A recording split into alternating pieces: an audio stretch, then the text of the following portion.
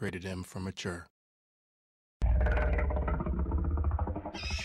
remember when I was a kid, and every kid loves dinosaurs, and you would always be like, you know, oh, I love a velociraptor, I love a brontosaurus, right?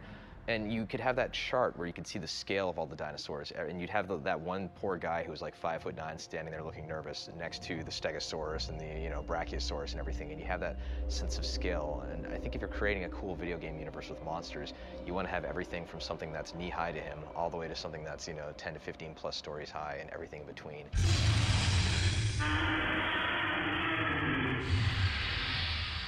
The initial backstory for the Locusts was that they were these creatures that came in the night, ghost-like creatures, skeleton, and they would steal children. There's a myth and a legend in the world of Sarah that would scare their children, that creatures come at night, or the boogeyman will get you at night, he'll take the child away if he's not good. Well, you know, over the history of the planet, that's been happening. You know, they've been taking children and stuff, and so what was a real event has become that sort of mythos of legend of, oh, the boogeyman's going to get you. In Gears 2, we're going underground, and it was an opportunity to bring in some of these newer baddies, right? One of the key changes that we have this time around, which actually affected how we balance the game, is the fact that the Locusts have a lot more hit reactions.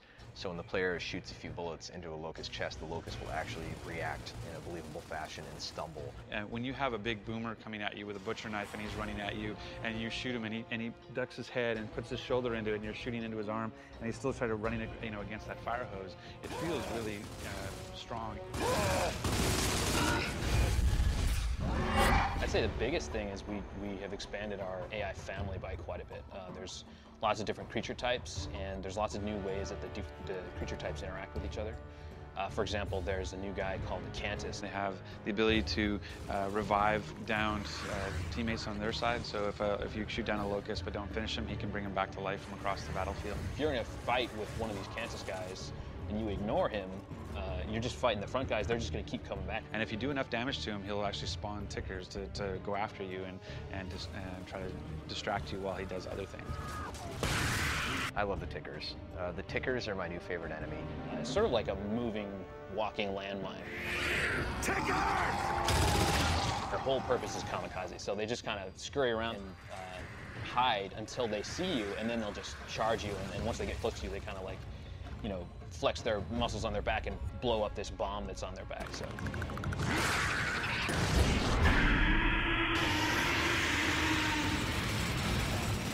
Brumac. Giant monster with guns. It was the first creature I saw for Gears of War back when I started. He's seen multiple iterations. We have him in Gears 2 now, where his armor is off. We've got versions with his armor on. He's got weapons. He doesn't have weapons. Talk about iconic creatures, you know. The Brumac is the epitome of every Gears of War creature there is. You know, everything else is derived from him.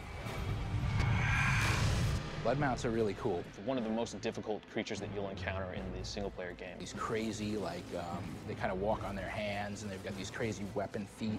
That was a tough character to evolve because of the mechanics of it. We came up with this idea to kind of have it where he's walking on his arms, and his body kind of wraps up underneath, and it's his feet that are kind of sticking out in the front that kind of jab you. He's a really bulky, like, cool-looking character that the Palace Guards ride. And when he gets close to you, he's deadly. He's just, the melee attack is insane, and he just kicks at you with these sharp claws on his feet. And one of the cool things is you can shoot their helmet, and that'll get them all pissed off, and they'll actually rip their helmet off and then charge at you and stuff. So you can actually slow them down if you shoot them in the face, which what doesn't actually slow down if you shoot them in the face anyway. Palace Guards are specific to the Locust Palace. He's essentially a Theron, but a crazy, mental, much more badass Theron. I think the one word that we do use most often, and probably daily, is badass. I think it's my art director, Chris Perna, it's his favorite word. Right. So he's got this crazy shiny armor and stuff. He's highly visible, but he's highly deadly.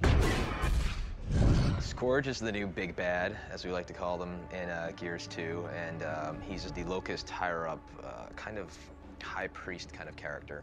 The Locust ultimately control a lot of the denizens of the Hollow by using things like pheromones as well as certain verbal abilities, and the Cantus are the class of Locust that use this, and he's essentially the leader of that caste. And he's incredibly agile, and he wields a burst pistol as well as a double-ended chainsaw staff, which is very useful for doling out a lot of pain.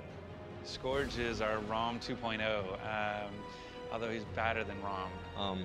I'd say Scourge probably lays awake at night thinking about ways to hack people apart and separate them and eviscerate them. Scourge would eat Rom for breakfast, basically. Yeah.